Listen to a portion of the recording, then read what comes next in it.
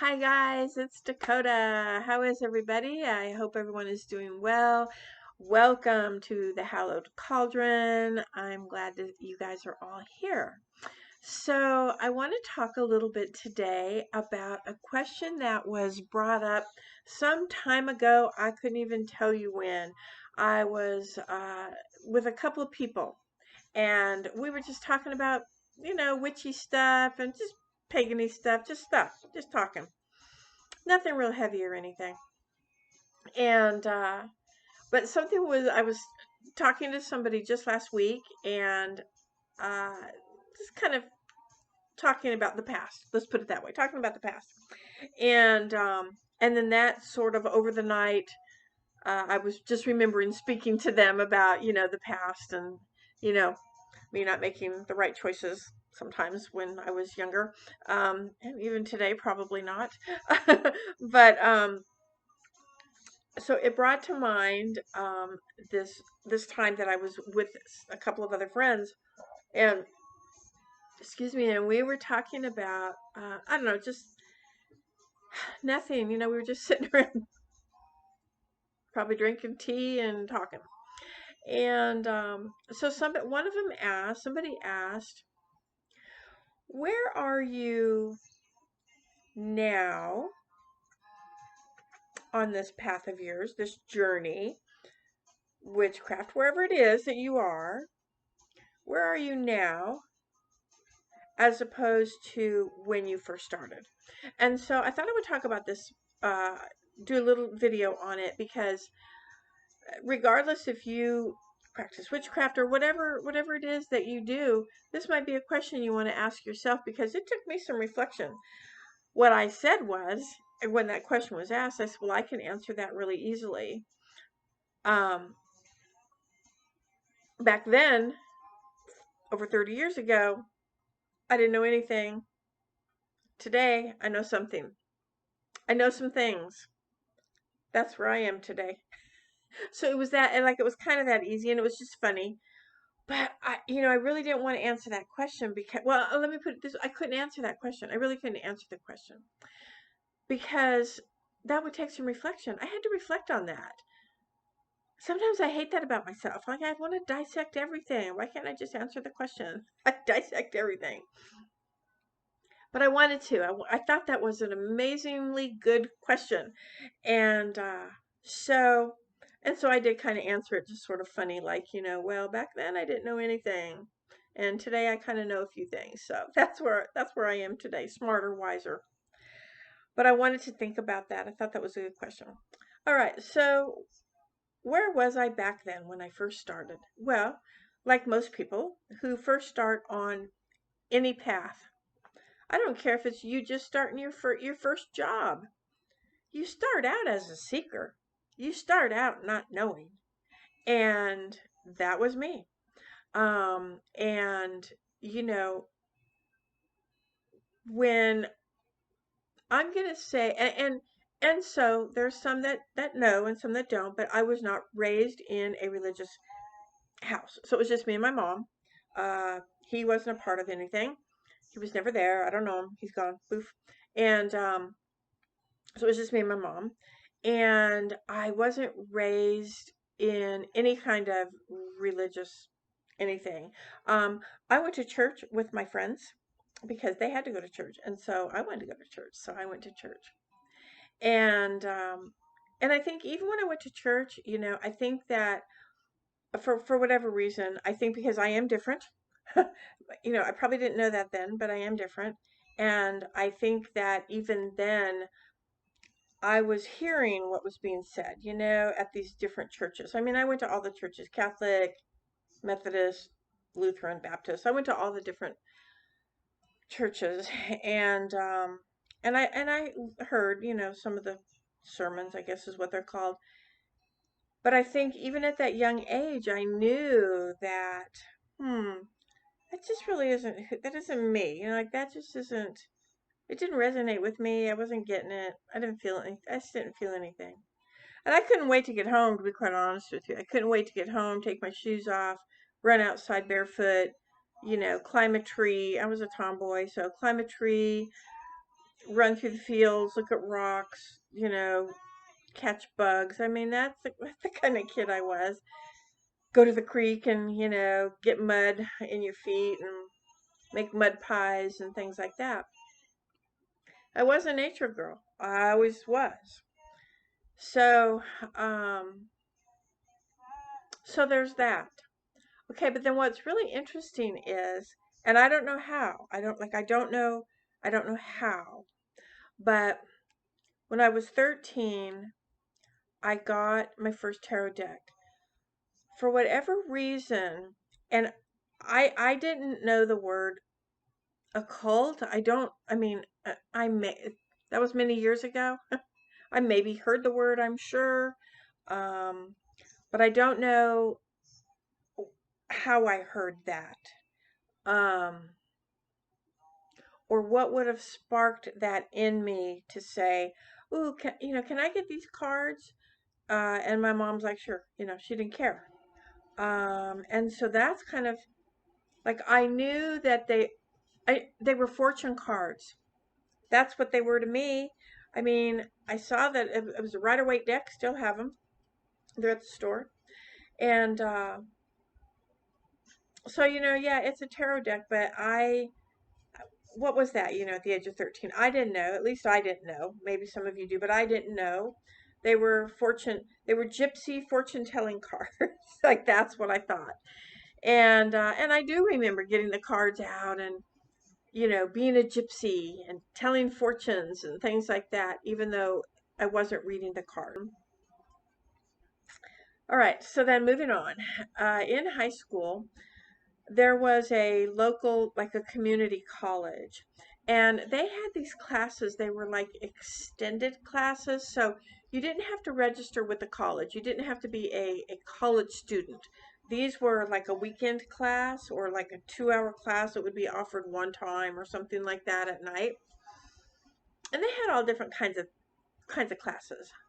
So one class that came up, and this was after I had my driver's license. So this was what, junior high, maybe high school, maybe I think, whatever, whenever you get your driver's license. And so one of the classes that was being offered was a yoga class, and I thought, ooh, yoga, ooh, it's mystical. I didn't think of those words, but to me, yoga was, that was ooh, and it was taught by a gentleman. I will never, ever, ever forget him. His name was Yogi Sharma. And I can tell you that today, if I looked at him today, I would say he looked like Gandhi, like a little Gandhi. But then I didn't know who Gandhi was, so I couldn't tell you that. But he was this little slight man, a little bald, and he talked kind of like Gandhi talked. And so yeah, so I thought it was like, ooh, that's kind of a thing, right? Ooh, I'm going to take yoga. And so I took the yoga class. And in that class, he taught us meditation. He taught us how to meditate. So that was a thing. But in meditation, we also had to learn how to ground and how to center and how so that we could relax before we could do the meditation. So I literally learned grounding in this yoga class. I loved it. But it felt, I don't know if it's because it was just the time, that time of year, things were changing, or if it was that I have always been who I am, I just didn't know it. And so anything that was on a whatever level you want to call that, mystical, metaphysical level, out of the norm, out of the mundane level, I was so drawn to. I was so drawn to it. So I took that in California, which is where I'm from. We had at the time Krishnas everywhere. All the street corners in your main towns, there were Krishnas, and they wore their little, I don't know what they're called, their little wraps, and they had their heads were shaved, and they were barefoot, and they danced, and they drummed, and they played the tambourine, and they chanted, and they sang. I was mesmerized by that energy. I was mesmerized by that ritual that they were doing. Now, I knew only from my mom and the adults that, oh, this is what they said. This is not that I knew this, but this is what they told me. They're beggars. All they want is your money. Stay away from them, kind of thing. But I was just mesmerized by their look, their chanting, their the whole thing. It was so ritualistic, you know. It just was. I would just watch them for the longest time, as long as I was allowed to. I would watch them, and there were more. I'm going to say there were more up in the San Francisco area. I'm from Southern LA, but they are Southern California. And so most of them were up in the San Francisco area, which is where my aunt lived, and we would go visit her probably 3 times a year. And so that's where I got the majority of my knowledge of them. Didn't know what Krishnas were, didn't know what they were all about, but I liked it. I liked it. I liked it a lot. And probably if I were older, who knows what would have happened. So, and then, and I'm going to say that, I'm kind of in and out of this whole mystical, metaphysical, gypsy, whatever I am kind of state, occult state. I'm sort of in and out of it through the years. But it seemed like whenever I would, because I didn't know anybody else who was like that, who was like me. So when I started getting, into that, then I was weird. And you don't want to be a weirdo when you're a kid. You want to fit in. And none of my friends were into it. So I would end up, like putting it all away and trying to be the straight and norm. But it never failed. I would always end up somehow back into this like occult energy, if you will. I don't know exactly what to label it for you. Well, there used to be a little store in Long Beach, California, and I believe it's called the Eye of the Cat. I believe it's still there. I think it's different now than it was years and years and years ago. But they used to have this little metaphysical kind of store, but that's not what it was called then. It wasn't called metaphysical. So just this occult store. And it was like 2 rooms, and in the back was where they had all the dark stuff, all the neat stuff. And it kind of reminded me of, okay, so, and I only know this, I can only say it now. Back then I didn't. But if you saw the movie The Craft, right? We all saw The Craft. I actually liked the movie. I'm sorry. I liked it. I mean, I liked it for the movie. It was, we all know, if you practice witchcraft, most people are like, I hate it. But I thought it was a good movie. It was entertaining. I liked it. But anyway, remember when the girls went to it was like an apothecary witch store, and so it was kind of dark and mysterious, and sort of had like smoke and dried herbs hanging and everything, kind of that woo kind of look. That's how that room, I can tell you today, that's what that room reminded me of. I can look back and say, oh yeah, when I went in, it was like, ooh. And but that's where they had like books on witchcraft and things like that. However, they didn't have a lot of things then. So I bought, I believe it was Raymond Buckland's Blue Book. I think that's where I got that book. So that was my very first witchcraft book. And then somewhere, somehow, I have no idea, the books that I was raised up in was Raymond Buckland's Blue Book. Um, oh, nope, I take that back. It was not Raymond Buckland's book. The first book I bought was Sybil Leek. I want to say it's The Curious Occult or something like that. And then she had another book, Diary of a Witch, I think it's called. And then Raymond Buckland, Scott Cunningham's Solitary Wicca, moved into Silver Raven Wolf's Solitary Witch book. And these are through the years. Okay, these are all through the years. And what I'm going to say is that oh, there was another book. What was that called? Because it's still being, well, they're all being printed today.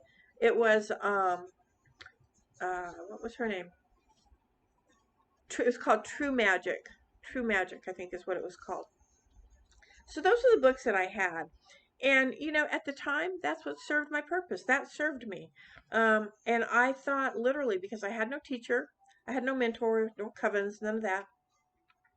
So I literally, word for word, took that as written in stone, that this is how you do it, this is what it is, and that's the end of that. And so those are who I learned from. And I would say that Scott Cunningham probably, you know, Raymond Buckland's book was a little. I think that book is a mess, to be quite honest with you. The way that it's organized, it didn't make any sense to me. It still doesn't today. Um, it's kind of like all over the map. I don't know. He's like starts over here and then he goes right into this, and you're like, well, and then he goes back to teaching this. I don't know. But Scott Cunningham's book, I mean, cover to cover, I read that, and Silver's book, I read cover to cover, and I did everything that they said. I mean, if that's what they said, then that's how it is. I suppose that's what they know. They're witches. That's how it must be.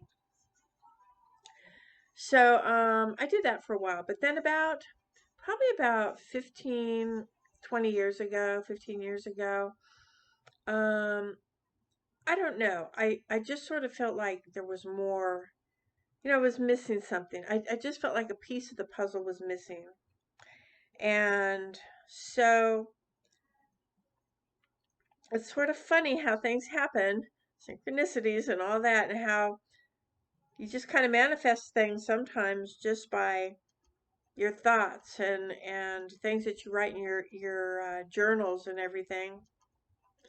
And so I had never ever even was even interested in a coven or thought about joining a coven or any of that. It just was never a thing for me. And so, but one day, well, let me just say that things happen, and there was an opportunity that presented itself with coven, and the only thing that I felt about with joining a coven was that, well, I was interested in joining up with other people that were, on the same page as I was, as far as, I wanted to learn more. I wanted to grow in my spiritual self and all of that. And, I didn't really grasp covens so much. But what I liked about it was that it was structured, and it was, you had that teacher, you had that mentor that you could go and ask questions, and you would be tested and all of that. There's a you have to be responsible, and that was taught, and so forever grateful for that. It was good. Um, and since that time, and so what that taught me was to think outside of the box, because even my experience with that, I had questions. Why wasn't this taught? What about this? How is it that this is this, but this isn't this? I mean, I had like those questions, and those were things that I sort of had to figure out for myself, I guess. So So anyway, I got myself out of the box and started exploring and studying and doing things on my own. And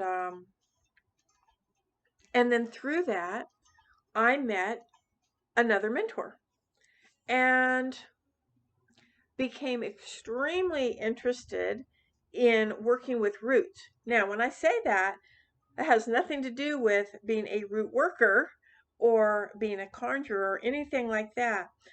As a witch, I love working with roots. And when we talked about that, because they were saying, well, someone who likes it and is that interested in it and putting it together in mojo bags and gree bags and stuff like that, you might want to do some study and consider.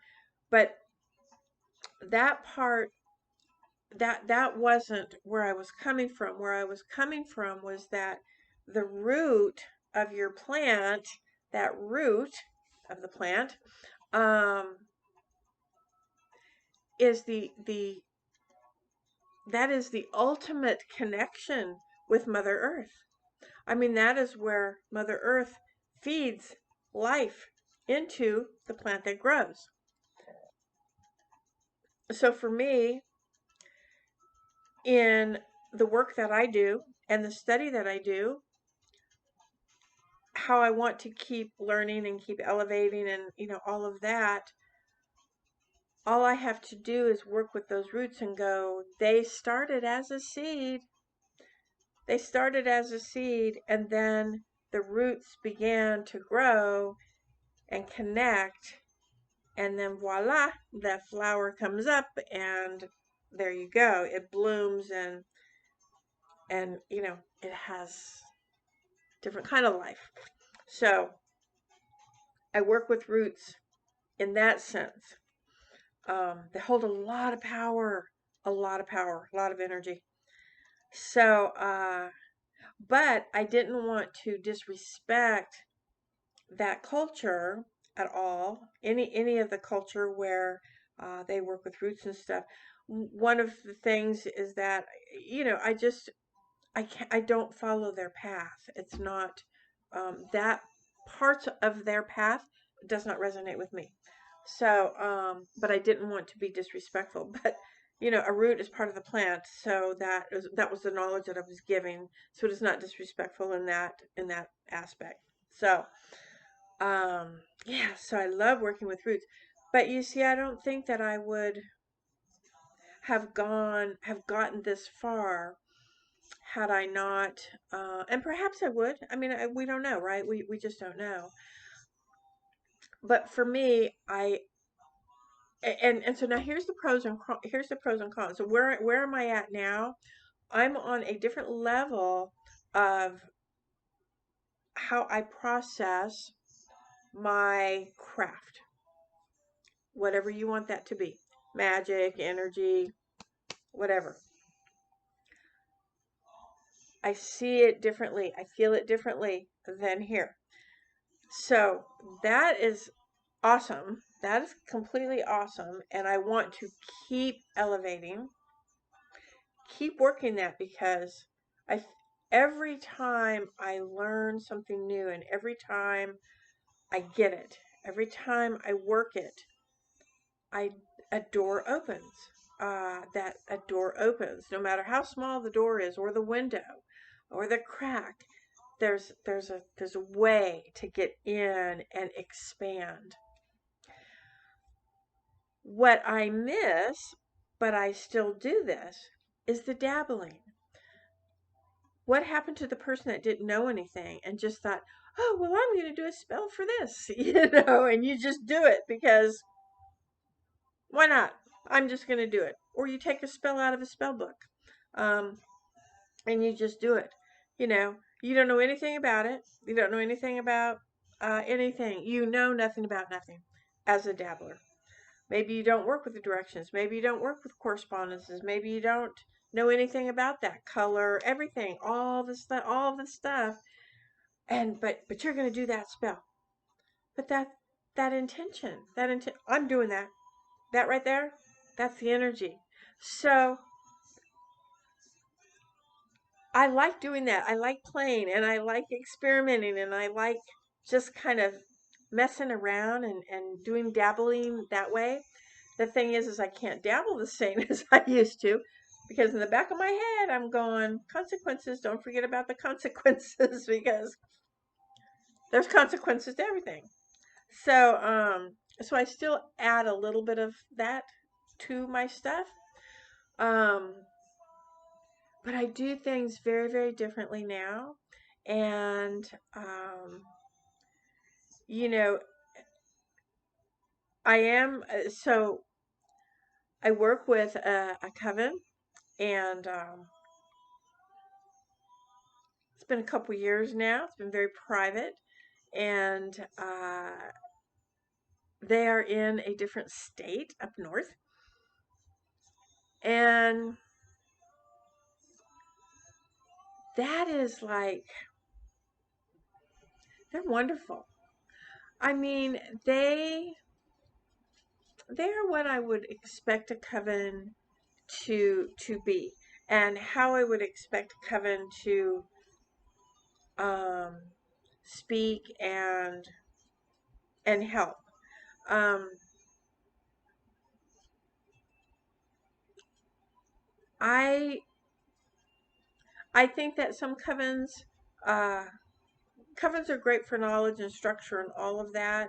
If you get with that type of coven, sometimes there's groups and they just call themselves a coven because it's a group of a group of witches, and so they call themselves a coven. But I'm actually talking about like a structured where you're actually given, this is how we do this kind of thing, a structured, maybe even an oath bound traditional coven.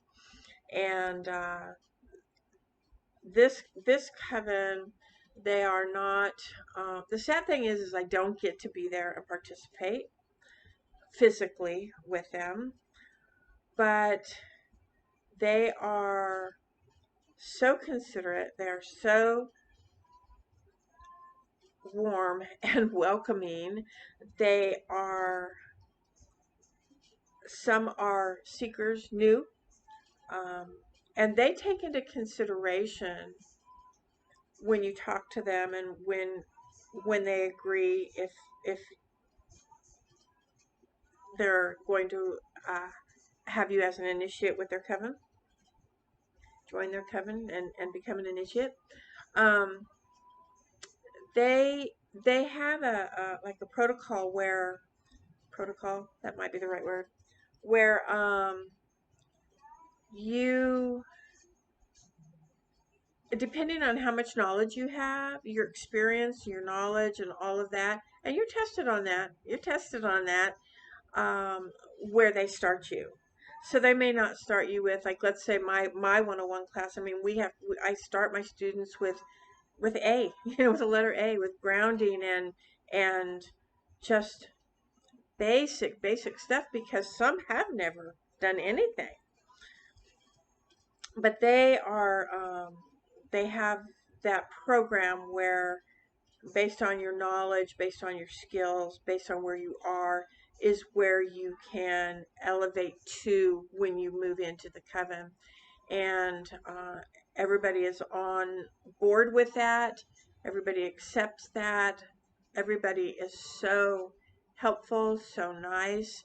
Um, there's I have never experienced any gossiping, any backstabbing, any unsupportiveness, anything at all like that. Um, and now I'm not there. So maybe it does happen, but I am not aware of it and I don't feel it when I am in communicating in touch with them. And what I'm learning from them is, and I had mentioned a while back, I said maybe perhaps I should be in your starting group, because that's what I'm saying about being a seeker. No matter where you are, you're always going to learn something new. And so you may know everything you think there is to know about, say, grounding, but the way somebody else does it or presents it or has an idea about it might be something that you never ever even thought about. And you're like, wow, wow. And it takes you to another level, So it's really awesome. So that's where I am now. And that is not to say that I'm here and, beginners are here, because I'm still here. That's what I'm trying to say. That's what I'm trying to say. Where I'm at now is I have way more knowledge now than I did here, but I will always still be here. I will always be here. And that's the great thing. I don't mind being here because That's where you learn. That's where you're going to learn. You still learn here. Trust me, you still learn here. You do. And it's on a different level. It's on a different level. And in order to learn here, you kind of have to be here. So, I mean, this baby steps. But I'm telling you, there are so many times that I go, I think I need to be over here because, you know, but the time is taken to explain it to me. And I will say that I'm not going to even say 9 times out of 10. Let's just say 50% of the time. Um, oh, I know that, but I know it as this. And then we just kind of rework it and they show me, another way. Not necessarily their way, but another way. And I love it. They're phenomenal. And yeah, yeah, I really like them. And I haven't shared it. Uh, I'm not active with them. Like there, I'm not there.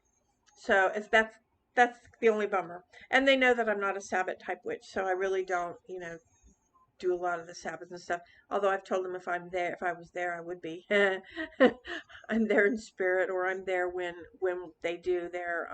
Every once in a while, they'll do a live for those of us that cannot be there, and we appreciate that.